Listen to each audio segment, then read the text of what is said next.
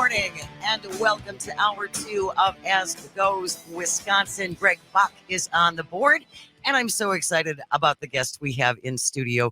She is the program director of Healing Hearts of Southeastern Wisconsin. Katie Green is live with me in studio. Good morning, Katie. Good morning, Jane. I'm so glad that you had us on with you today. Well, I am delighted that you reached out. Otherwise, I wouldn't have known about you. And Mhm. we love being able to highlight things based in Waukesha. That's where we broadcast from. Yeah, And that's why I love the station. thank you so much. Civic Media very much believes in community radio and how important that is. Mm. And we really make an effort to highlight things in the community. So tell us about Healing Hearts and how you got started and what it is that you do. Oh, sure. I'm the program director, as you said. I started with Healing Hearts in January. After my husband had been he'd been a facilitator at Healing Hearts for a year, and we got involved with the program after the Christmas parade. We were looking for some type of uh, support for our friends that had been involved in the Christmas parade, and Sure. so we were looking for some type of something for them, and and then we came across Healing Hearts. The fire department told us about it, and and we loved it so much that my husband started facilitating with Healing Hearts, and I had kind of been, watching how much he was falling in love with the program, and then the opportunity just presented itself to d- for the program director, and so I jumped at the chance. So Now, what is it that Healing Hearts does? it's grief support. So it's a little bit different from grief therapy and from grief counseling because it's peer to peer, and it's we also don't have. We don't have a waiting list, with a lot of counseling and therapy. There's a long list of Sure. and also, it also provides the opportunity for groups that are specific to the needs of children. So kids oftentimes are left with the feeling of uh, feeling very alone with their grief. There's a big stigma, it's very uncomfortable to talk about things that are negative in their lives, especially a loss, a death, especially if it's The having to death do of a with parent. death of a parent, or given that a parent overdosed. You can't imagine how these kids are just feeling alone, and they just would rather not talk about it. They would just rather be alone with their grief, and it's a tragic place for kids to be because it now is the opportunity to, like you said, commit suicide, or Self harm. overdoses. Yeah, self harm, and they often do, and so we try to open up the opportunity for those kids to share with each other. So, when you have a child who hears their own tangled emotions echoing back to them from the heart of another child, it breaks that stigma. Well, and just for the reassurance that you are not alone in this, right? Right. Yeah. Which can it doesn't seem like much, but that's a big thing. That's a big thing. Feeling Yeah. like you're isolated on an island and no one has ever experienced this, it just makes it that much harder to heal. Right. Yeah. So, and a lot of times, kids are afraid to express these big emotions because they're afraid that they will be asked to just not come back. And so, but here we try to help them to open up and try to help them to process. While at the same time, we also have the support groups for the parents. And if you don't have children, we have those groups as well. So there's a variety of losses. There's death or incarceration. There's deportation. There's all kinds of different things that children are going through. Sometimes they're going through multiple losses like that, and they don't know. Parents don't know how to support the kids. Kids don't feel like they can reach out to their parents, and so you have the grief kind of drives a wedge into the family. And so what we do is we provide that the ability for those kids to feel like their emotions are normal and that it's okay to not be okay. There's You're nothing wrong with you, right, right? yeah. Mhm. It's normal to feel even anger Mhm. sometimes Right. Yeah. with a loss, Uh-huh. Yeah. along with the grief and trying to have someone there to help you navigate this Mhm. mess of emotions that you're swimming in, Yeah. right? Well, so many times there's a lot of myths that people will put expectations on themselves that they're supposed to be over this grief and they're not supposed to be, There's no it time limit. right. It's a year out. You should be done with this. Aren't you why are you still, it could be 30 years and you're still struggling with that. And so we try to remove some of those myths and help to educate the parents in how they can support the kids and also kind of provide the shunt to relieve that pressure from the parents and from the kids so that they have the opportunity to process their what they've been through. Katie Green is our guest. She is the program director for Healing Hearts of Southeast Wisconsin, a nonprofit community based group whose mission is to serve and support grieving children and their families. How do people find you, Katie? You can go to our website at Healing Hearts of Southeast Wisconsin. Wait, oh, it's healingheartswisconsin.org. I apologize. healingheartswisconsin.org, and we will include that in the show notes after Mm, the show is over, and we can post that at civicmedia.us. You can find all the show notes, and so we'll put the link in there for that for Healing Hearts if that's something that you would like to if you would like to reach out to them. I assume this is free. You're a nonprofit. Your yes. services are offered for Yes, free. we are free. In fact, we provide a meal before our group supports program so that parents can come home from work or they don't have to deal with cooking, they don't have to deal with cleaning up. It's all free.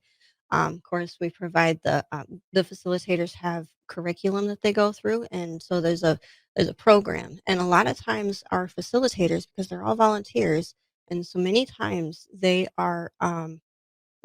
have worked through their own grief, and so in that sense, they can empathize with those Sure. kids and what they're feeling. And I would imagine this could, you know, if you lose a spouse, Mhm, if you lose a child, mhm, if, as you said, if a child loses a parent or even a mhm, sibling, mhm. or what other kinds of people are you there to serve? We serve well, we have groups for the young adults from UW-Madison and from, Milwaukee. We have groups from, Carroll University. We have, groups from WCTC. We try to reach into we have fingers into every, organization. We get them from the church, we get them from hospitals, we get them from everywhere. So, that's one of the most beautiful things that I think Healing Hearts does is we really, reach across, those societal kind of barriers that we place around ourselves. And so we serve low income, we serve high income, everybody is dealing with grief. Well, grief hits us all. Yeah. There's no economic requirement Right. for feeling unhappy and being grief stricken. And when you mentioned the fentanyl overdoses and the ravage that that is wreaking in our country, I would think there are plenty of college students who have lost friends Hmm. Yeah. from overdoses, and more so than almost anybody, I would think they try to brush it off and Hmm. right and I'm cool, I'm fine, it's Hmm. good, don't worry about me. And then the opportunity is handed to them for to participate in drug abuse, and then that's an option now because a brother or father has done that, and so it we really try hard to help kids to recognize the dangers. I also feel like maybe I should take the opportunity right now to mention another group, our sister group, the SOFA, Saving Others for Archie. They are especially dealing with the drug abuse, and so Archie overdosed. I don't know, it was maybe 10 years ago, and so I just wanted to take the opportunity to kind of support them as well because they have been supporting us throughout our Well, tenure. sure, and it's important to again, I think people often feel alone and they feel that there is nowhere for them to go to seek help, Hmm. but it's there. It's It just is. sometimes finding the right fit for you. And so many times, a lot of times, people feel like any kind of uh, any kind of a mental health advocate, oh, you're going to go see a psychologist. It's because you're not okay. Well, you have to come to that point to where you admit that it's okay to not be okay. And so we really try hard to help kids and families to recognize that and to come around. And it's okay. And it's normal. That's the most important thing that what you're feeling, what you're experiencing, it's normal. I would like to think that over all this time, I grew up in a much different era where people did not talk about things. Yeah. And that was the family shame or the family secret, or we keep it within the family and we deal with it ourselves. And Mhm. we have certainly done a big 180 from that, where Mhm. we share a lot more. We are Mhm. a lot more honest about our own situations and what we've lived through. So I would hope that there isn't quite so much, again, I'm Stigma. good, I'm fine, Mhm. I don't, nothing's wrong with me, it's cool. Don't worry about it. There's nothing wrong, like you said, there's nothing wrong in asking for some help. Mhm. Right. Yeah. Well, a lot of times families, parents, kids, they are kind of because if they express what they're going through, then they're not going to be accepted because kids have that desperate need to To be be accepted. normal, Yeah, and that and so when you have to come out and you have to admit that everything's not okay, then kids just the other kids are going to make fun of you, sure, sure. for everything like that, and so Well, if you would like to, I'm sure you're always looking for facilitators too, mhm. and other volunteers. Yes, we are. So if anybody is interested in joining our workforce, it's free. We provide training twice a year, in the fall and in January. So if you're interested in facilitating with Healing Hearts, please reach out to me, Katie Green, the program director at Healing Hearts. You can find me at on Facebook or on at the website. Our phone number is listed there, Healing Hearts of Wisconsin.org. HealingHeartsOfWisconsin.org. Katie Green is the program director.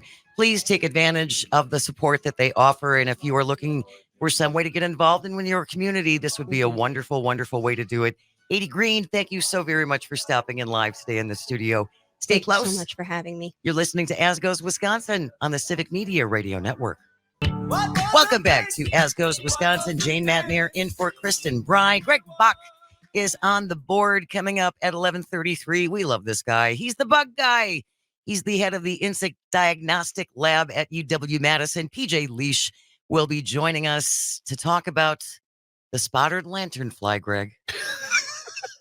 Dun dun dun dun dun dun dun dun dun dun. I feel They're like, coming. I mean, I don't know what to do other than, Squish them. well, I don't want to squish them, but You have to squish them. Okay. I guess I think PJ will be pro squish. I was like, this whole conversation really just warrants a whole, hold on one second here. I was trying to do a joke here. Then the music got in my way. Thanks to the talking heads. I was like, then we have.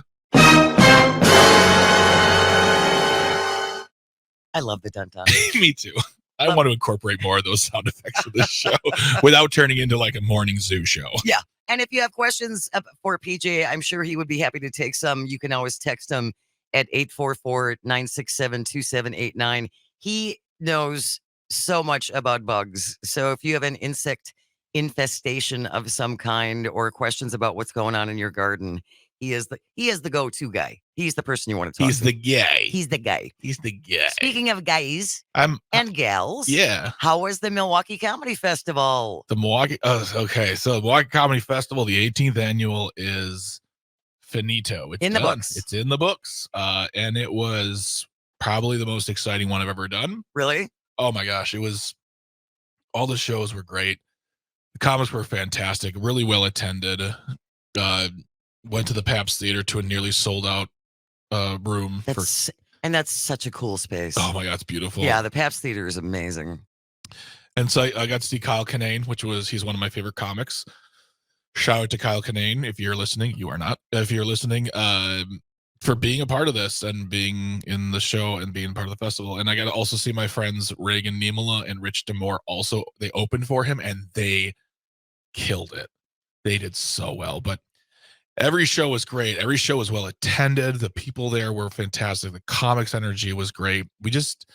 It's weird. Like, we just do the work every year and we don't think about anything other than here's the festival. Here's what we need to do the festival. The festival's here. The festival's over. But then you hear from everyone how much it means to them and the difference between our festival and other festivals. And it just means, and for the first time ever in all the years I've been doing it, the host of the final show, Louisa Noy, who is just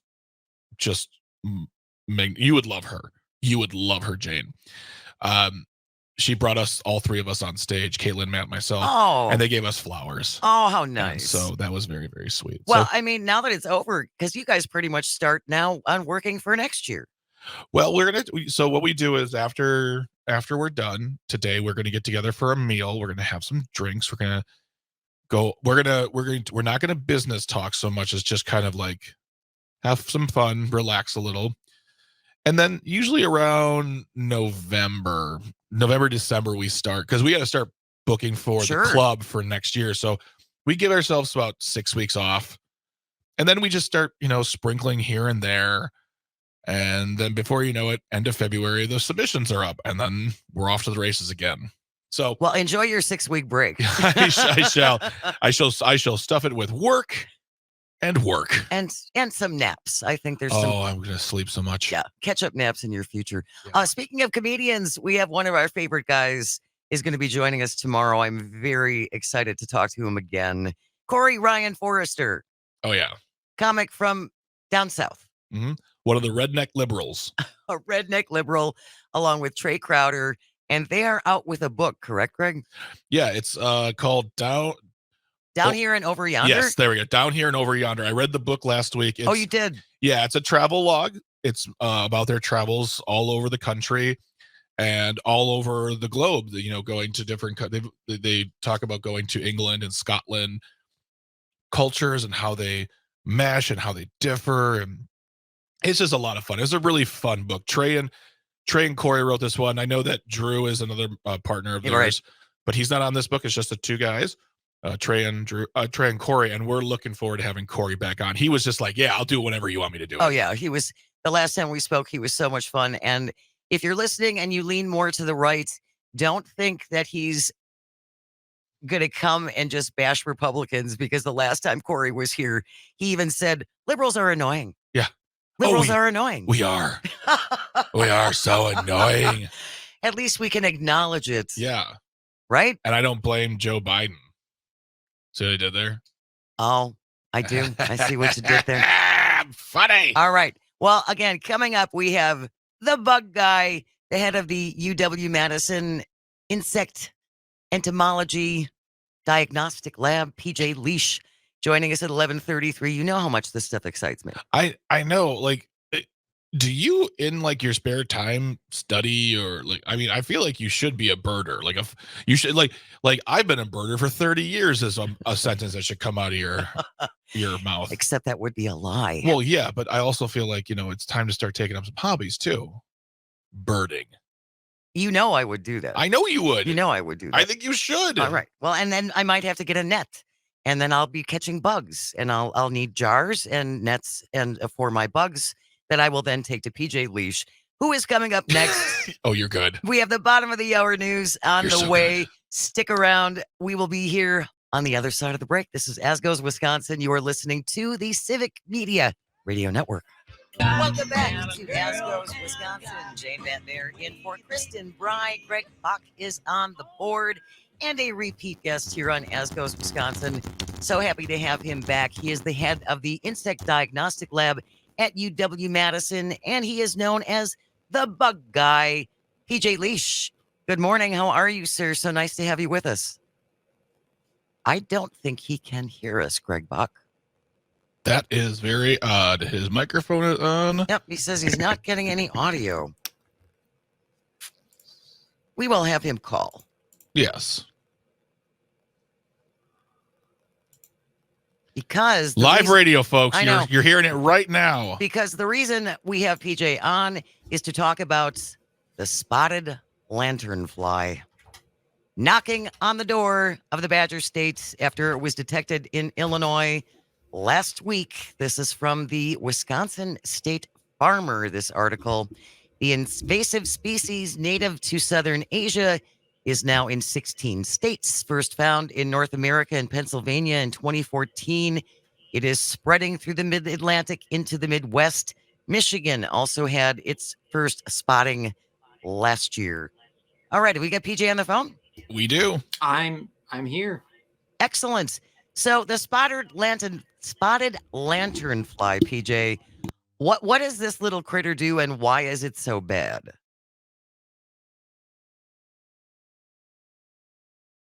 In terms of why it's so bad, it's not a native species here to Wisconsin, the Midwest, or North America. And that's always a problem when you get new players on the field, so to speak, because they can disrupt some things in the ecosystem. So that's one concern. Another concern, though, is this is a plant-feeding insect, and it can cause damage to a pretty wide range of plants that can include agricultural crops. And so that's why we have a significant concern for this species. It can damage pretty badly certain plants such as grapes. So when you think of vineyards and the wine industry, that's a big concern.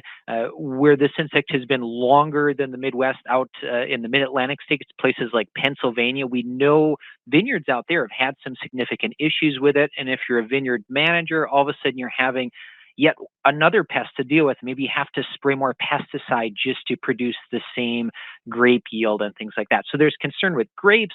There's also concerns with some other agricultural crops. Hops can be affected by this. So the beer industry could be affected to a certain extent. Also, fruit trees, orchard settings, we have some concerns there. The damage probably won't be as bad as on grapes, but we still have concerns there. And then just for all of us living in the Midwest, this insect can be a pretty big nuisance in yards. It'll go to trees in your yard, suck the sap out of the trees, and they're just really, really messy eaters. They secrete this sticky substance. And so the base of your tree can just get to be really glossy and sticky. And if you have all this sugary material there, you end up with mold and microbes growing on it. And so it can just be, well, for lack of a better word, kind of an icky situation.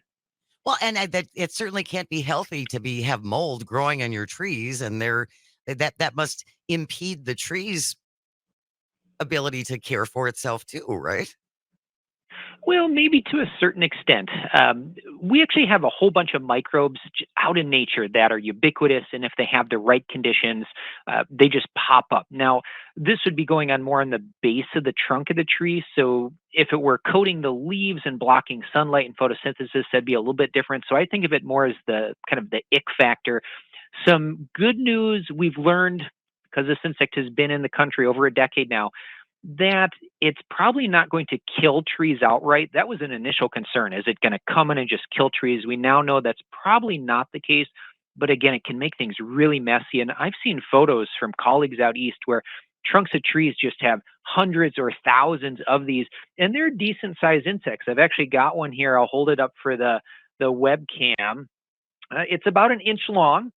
So, as far as insects go, to my point of view as an entomologist, it's decent size. Yeah. I deal with a lot of very, very small things. But when you have thousands of these on the trunk of your tree, you're probably not going to be happy about having that many large insects around. But then when they just make a mess, no one's going to like that either. Absolutely. PJ Liesch is our guest. He is the head of the Insect Diagnostic Lab at UW-Madison. He is also widely known as the bug guy. When you were talking about the spotted lanternflies being very attracted to grapes and hops, it made me think they would have been big fans of prohibition. Are they just want us to stop drinking? That's hard to tell. That could be. So Greg and I were talking before you got on the air with us. Pesticides are one thing that we can do. Another thing is squishing, right? Are we pro squish on the spotted lanternflies? For this one, definitely. And I interact with the public a lot across a range of insects. And, there's some things I like to encourage folks to maybe not squish because they're beneficial. But this is one that we know it's not native. It's a plant pest. So by all means, if and when it gets here, you can go ahead and squish it. Now, I do want to point out, if you happen to see or think you've seen one of these spotted lanternflies, we would really love to hear about it, either myself at UW Entomology or my colleagues at DATCAP, because we haven't found it in Wisconsin yet, or at least we haven't found live specimens, and we really want to track down where we're finding it, because that maybe gives us a shot at potentially intervening and limiting it, or maybe taking them out entirely. at least in the short term. So if you think you found them, if you hop online and search for like spotted lanternfly Wisconsin, Department of Ag has a web page, and by all means report that, but also feel free to squish it too. I love the pro squish movement. It's just, it's a way to get outside, get a little exercise. Go ahead. Yeah. If you have questions for PJ, you can always text them at 844-967-2789. Maybe you have a particular infestation in your house. What does it look like, the spotted lanternfly? I assume it has spots. Yeah, so they're about an inch long. They do have spots. The wings are kind of teardrop shaped, grayish. And when they have their wings folded back, I'll hold the specimen up again if there's viewers watching online on YouTube. Kind of grayish, does have some black spots on the body. If you were to open up the hind wings, though, the hind wings are a very vibrant neon pink color. Oh, That really stands out when you see those, because we don't have many insects that have that vibrant of coloration. So that really stands out. But for the most part, when they're on the trunks of trees feeding those adults, the wings are going to be folded. Even though they have wings, they are pretty crummy flyers. They mostly walk around and hop around. So they don't use their wings a whole lot. that's hilarious. If I have a bug, I have wings, I walk. Again, it's just, Hey, I do what I want. it's a design flaw. Maybe that's just me. I'm wondering, PJ, what else you're hearing from people this time of year. I know that we had a box elder infestation in this building Yeah. last week, where we face the west or the south. South, yeah. So we get all that nice warm sunshine, and the whole back of the building was just crawling with these things. And they're getting in the little cracks in the windows, and now they're inside. And it was, ooh. Yeah, doesn't surprise me to hear that, Jane. In a nutshell, they're looking for some place to hunker down for the winter. They know cold temperatures are coming. Evening temperatures are getting colder. That's a signal to them. Seek out sheltered, overwintering spots. From their point of view, they'd really like to get in somewhere, hunker down, and then in spring leave the building and go back out and do their thing out in nature. The box elder bugs, it doesn't surprise me too much, the numbers we're seeing, because we've had a really dry year this year. And actually the last 2-3 years have been very dry. If we have rainy years, those same box elder bugs, they actually come down sick with some essentially insect diseases, which are always out there, but the wet conditions can encourage them. When we have dry years, their populations build up. So based on reports I've been getting from around the state, we're probably seeing some of the highest box elder bug populations that we've seen in the last decade Oh, or wow. longer. So lots of activity out there. We're probably going to continue to see that for several weeks until the temperatures really drop down into the 30s, 40s. But even then, as you mentioned, Jane, you have a building, the south side warms up in the afternoon sun. If you have a calm day that's maybe in the 30s, but the side of the structure is 50 degrees, Nice and sunny. you can still have them active late into the year. So those are very active. The multicolored Asian lady beetles, those are the ladybugs that like to sneak indoors. Great year for those. Probably because we've had so many aphids this year out on plants, was just a tremendously good aphid year. And those lady beetles are predators of aphids. So I've had lots of calls about those ladybugs sneaking into folks' home recently. This might seem like a really silly question, PJ, but that's never stopped me before. So the box elder bug gets in your house and it's warm there, do they just hibernate for the entire season? And then it's not like they're chipmunks where they're storing things to eat, in their burrow or whatever. Right, right. So from their point of view, they actually don't want to come all the way into the warmth because they only have so many energy reserves in their body. They only have so much gas in the fuel tank. So if they make it, say, just under the siding of a structure and they hunker down and they're in a cool but not too cold of a spot, they just wait out the winter. Then in spring, they become active again. If they get into a spot that's too warm and they make it into your office or your home, they wander around. They are burning up energy. It's basically going to kill them from loss of energy, loss of moisture. So they, from their point of view, really don't want to do that. Out in nature, what they would do is they'd get into rock piles or under the loose bark of a dead tree, hunker down when the frosts come, and then resume activity once it warms up again in the spring months. So basically, if they get inside your house, they're not going to make it through the winter. Right. They're going to wander around kind of aimlessly, but they're not going to make it through the winter at that point. What else are people dealing with? It always seems like, especially last week when it was so beautiful out and everybody was eating outside, and uh, bees are.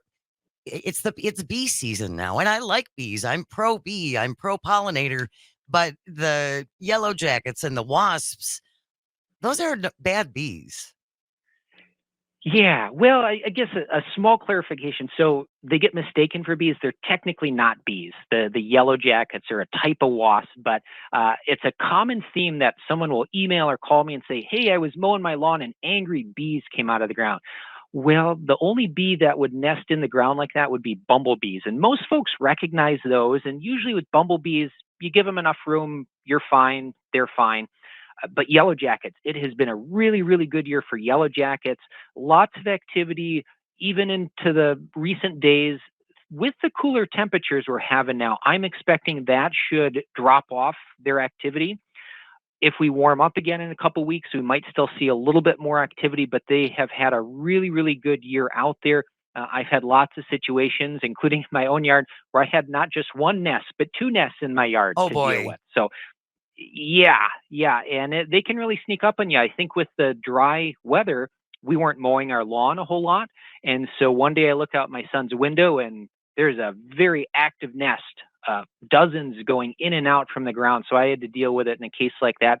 I do want to say, though, yellow jackets in the right context can be very beneficial. They are great predators of insects. They can be scavengers. They can do some pollination too.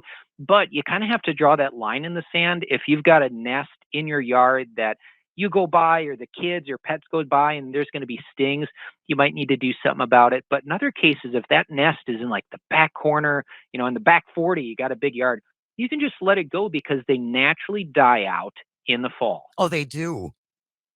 Yes. All right, so just be a Yes. little patient. Well, we only have another minute, so it's always a delight to talk to you. He is the head of the Insect Diagnostic Lab for UW-Madison. He is widely known as the bug guy, PJ Liesch. And as you said, PJ, if anybody sees a spotted lanternfly, you guys want to know about it, right? Exactly. It's been such a pleasure. Stick with us. One more break before the end of the show. You're listening to As Goes Wisconsin. We are on the Civic Media Radio Network. Welcome back to As Goes Wisconsin. Jane Matnair in for Kristen Bry. Greg Bach is on the board. PJ Liesch was just here, the bug guy from UW-Madison. See a spotted lanternfly, squish a spotted lanternfly. See a yellow jacket, run away. Well, don't mess with them if you don't have to, right?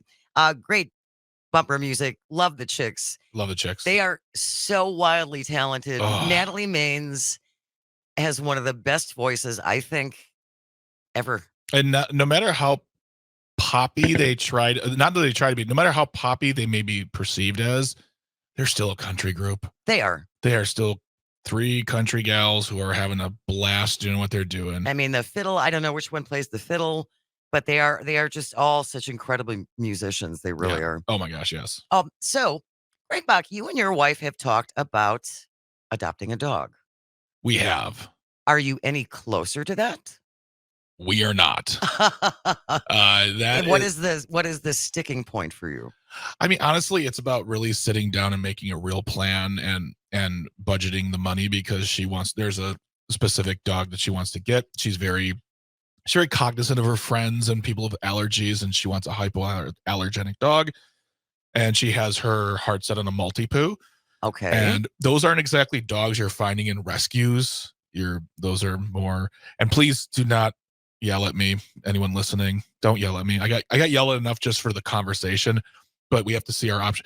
About people are like, you should go to a rescue. I'm like, well, if we can't get the dog through a rescue, we have to go through a breeder, and I don't have a choice. And please stop yelling at me.